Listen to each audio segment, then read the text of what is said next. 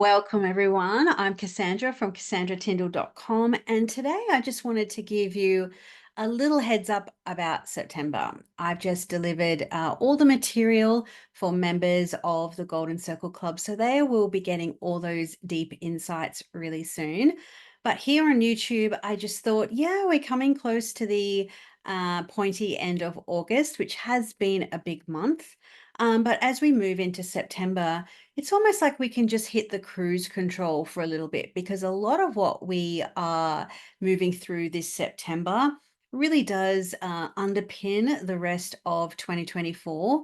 It also takes us well into 2025. But before I get there, I just want to thank you all for being here. If you're new, do feel free to hit that subscribe button. And of course, if you've been here a while and yet to do that, I would really love it. I'm going to aim to push the numbers up a little bit on this channel, encourage me to make more material here, and I'd appreciate that a lot. Now, next week, I'm also giving a casual talk, a casual live talk, all about Neptune in Aries. So I'm going to be exploring some of the archetypal themes and, of course, the stark differences between Neptune in Pisces versus Neptune in Aries. It's going to be a little bit of a slap in the face, I suspect. And that energy really comes through as a major part of 2025. So in this talk, what I want to do is just help you understand the energy more, some ideas around how to describe it for clients or working with transits with Neptune, but under a very different energy. So there's going to be time for Q&A if you've got personal chart questions or need a little support when it comes to working with Neptune and Aries, because it's going to take a little getting used to, that's for sure. I think I started my astrology studies when it was Neptune and Aquarius, so it's been a while now. But yeah, this one's going to be an exciting one. I'm really looking forward to it, and I hope you are too. I'll put all the details below in the description of this video, and you can find a link there where you can get more information about the talk, sign up. And of course, if you can't attend live, that's totally cool. I will be recording it and sending it to everyone who registers. Alrighty, enough of all of that stuff. Let's get into a few of the overviews around September.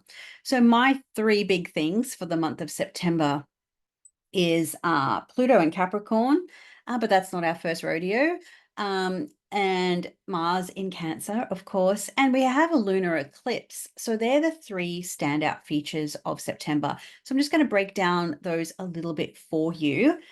Pluto in Capricorn. So we start the month straight off the bat, Pluto in Cap. Now, this isn't our first rodeo. I have done a video already, a few videos back on preparing for Pluto and Capricorn. So you can easily scroll back and find that. I'm kind of looking forward to this. Sometimes it reminds me of the energy. If you know how sometimes it can take more than one time to break up with someone, it's taking us a few times to break up with Pluto. So even if Pluto at 29 degrees of Capricorn isn't energizing anything in your birth chart, aka you don't have any planets in the late cardinal degrees nor angles, it is still going to reopen perhaps some tender wounds of your Capricorn house. So this might be a chance to really look back on the Pluto and Capricorn experience for you since 2008, and maybe just sort of get a few last lessons, a few final closures, and what have you. I think what's going to be the key difference this time, if you have struggled with a few Pluto transits through Capricorn, it's natural to feel a little bit apprehensive about Pluto activating that space again. But we've had now a long time, however long it's been, 15 years or something, of Pluto in Capricorn. So you're armed with better tools, better insights, and a whole lot of experience.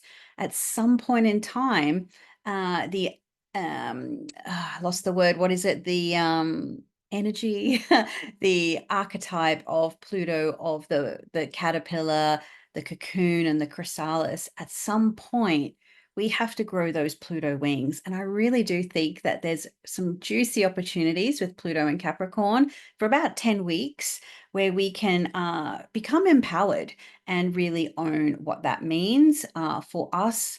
Um, uh, and whatever that Capricorn house is for you.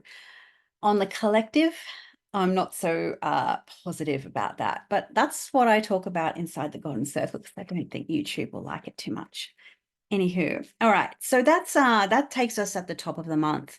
Something else that really happens very early in the month, 4th, 5th, if you're here in Australia, is Mars in Cancer.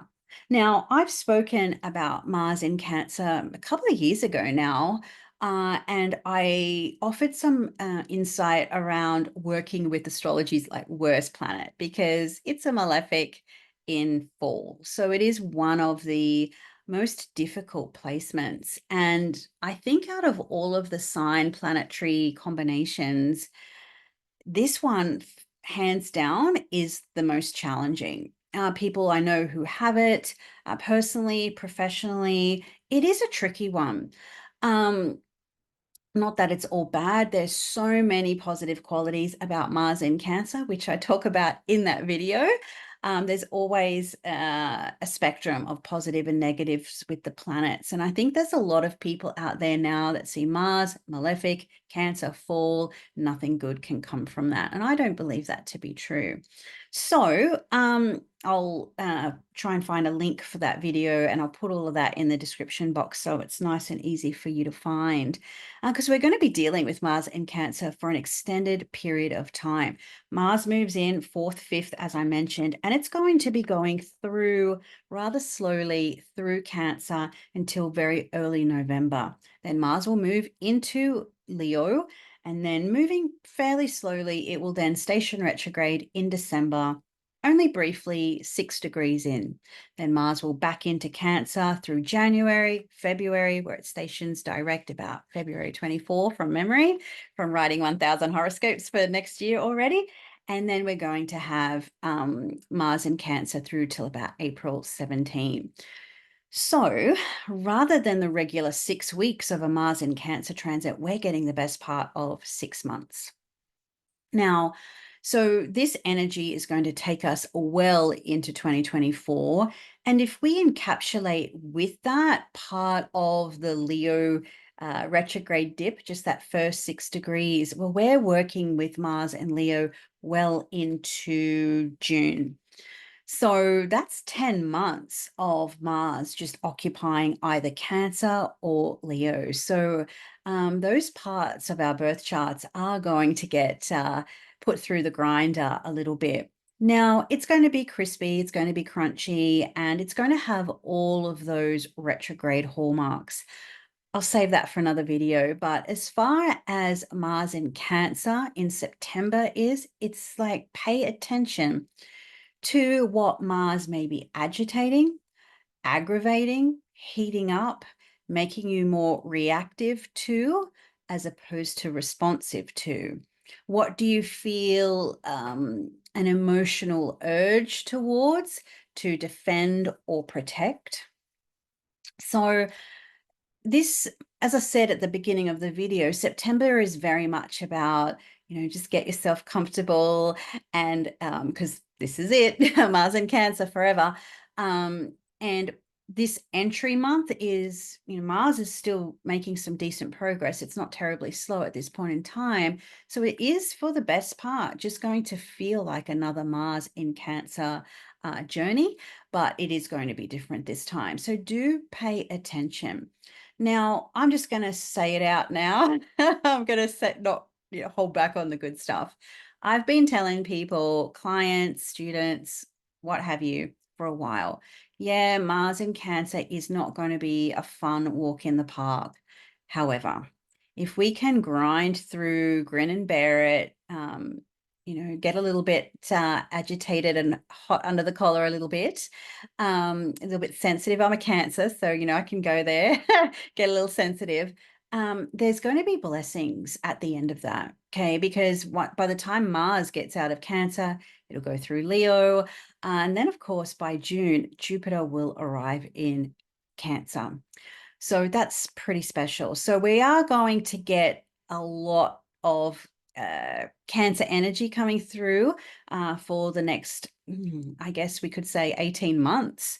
So we're going to learn a lot about what it means to protect what we hold dear, to defend it, to, home and hearth is going to be very much what that's about, just as a general Cancer theme. Mothers, children, our homes, what we want to protect, what we hold dear. But also on the personal, it is what Cancer is in our birth chart. So whatever house topic in your birth chart is ruled by the moon is going to be under the sharp sword, the Valerian steel, if you ever watched Game of Thrones, of Mars. So that's that. So we'll be talking about that a lot. I'll pop a link below where you can find the Pluto, heads up for Pluto type of thing, and also working with astrology's worst planet. Now, the last thing I want to mention about September is the eclipse. Okay, so the eclipse happens on September 17 if you're in the north, and for us on the other side of the equator, it is the 18th. Now, this happens at 25 degrees of Pisces, and it's a full moon, so lunar eclipse, and this is going to give us some insight into what the nodal journey of the nodes in Virgo and Pisces will mean. Now, this isn't going to happen. That nodal sign shift won't happen until January. I think it's January 12th from the top of my head there. But we're going to get a little bit of that hybrid crossover eclipse energy come through in September. Now, when it comes to these lunations in one sign, but the nodes are in the other, I like to think of them a little bit as previews. So we often get previews of a movie before the movie is released, or a trailer. So this is what this eclipse is going to be like. It's going to be a full moon in Pisces, 25 degrees, sandwiched between Saturn and Neptune. The ruler of that eclipse is Jupiter, and it's going to be squaring it. So Jupiter is creating that T-square between the sun and the moon. So there is some optimism. There's a lot of hope, a lot of buoyancy to this. But also there's going to be this energy of that eclipse backlighting the Saturn journey for you. So there is something about a full moon, a turning point. It's attached to the North Node, so it's going to bring some heightened awareness, maybe a little bit more desire, a little bit more hunger. And I am kind of happy that this eclipse it's co-present with Saturn, but the moon is not conjoining it or applying. It's separating from it. So, Saturn's a little bit out of the picture with this. But whatever the Pisces house is for you, if you have any planets around 25 degrees of the mutable signs or angles, then this eclipse is definitely going to be one you're going to want to pay attention to. But that's just the introduction to the story of 2025 and into 2026 when we move through the nodes in Pisces Virgo. So it's going to be the North Node in Pisces and the South Node in Virgo. So my friends, that wraps out the little bit of a September overview. There's more to talk about, but those are the three big things I wanted to give mention to. Mainly because they're the sort of big stuff of September. So as I said, just sort of watch, observe, get yourself comfortable, be aware of what might need to be changed, addressed, dealt with, responded to. There's a lot to it, and I really look forward to seeing how it all plays out. Of course, if you like these kind of videos, you like what I have to offer in terms of 20 years of doing this stuff, I would love to have you join the Golden Circle Club. So that is my astrology membership where I talk to you like this on a video. There are lots of resources, calendars to help guide you through all the aspects. We do a Q&A for the new moon each and every month. We do a member chart where I sort of give a mini reading to one of the members in the group. and we do lots of fun stuff together. So if you want sort of real talk astrology, not just the same echo chamber that appears to be out there, I'd love to have you on board. Come on in and we can chew the fat together there. Alrighty, everyone. I hope you have a really great week, and I'll see you in the next video.